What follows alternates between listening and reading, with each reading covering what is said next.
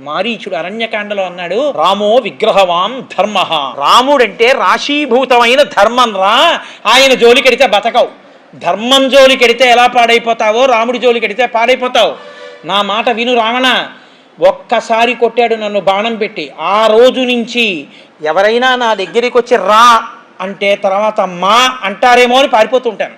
ఇన్ని చెప్పాడు కానీ ఆయన విన. కాబట్టి రాముడే ధర్మము, ధర్మమే రాముడు. రాముడు అడుగు తీసి అడుగు వేస్తే ధర్మం. అందుకే రామాయణంలో తీర్పు ఎక్కడొచ్చిందో తెలుసా అండి? గురువుల్ని సేవించి గురువుల యొక్క అనుగ్రహాన్ని పరిపూర్ణంగా పొందినవాడు రాముడు. అందుకే రామరావణ యుద్ధం గురించి చెప్తూ మహర్షి అన్నారు, రామరావణయోరివా అన్నారు. సాగరానికి సాగరమే ఉపమానం, రామరావణ యుద్ధానికి రామరావణ యుద్ధమే ఉపమానం, ఇంకొక ఉపమానం లేదన్నారు. అటువంటి యుద్ధం జరుగుతున్నప్పుడు దేవతలతో సహా వచ్చి పైన నించున్నారు. రావణుడు చచ్చిపోతే బాగుండు, రావణుడు చచ్చిపోతే బాగుండు. ఎందుకు వాళ్ళకి ఆ కర్మ?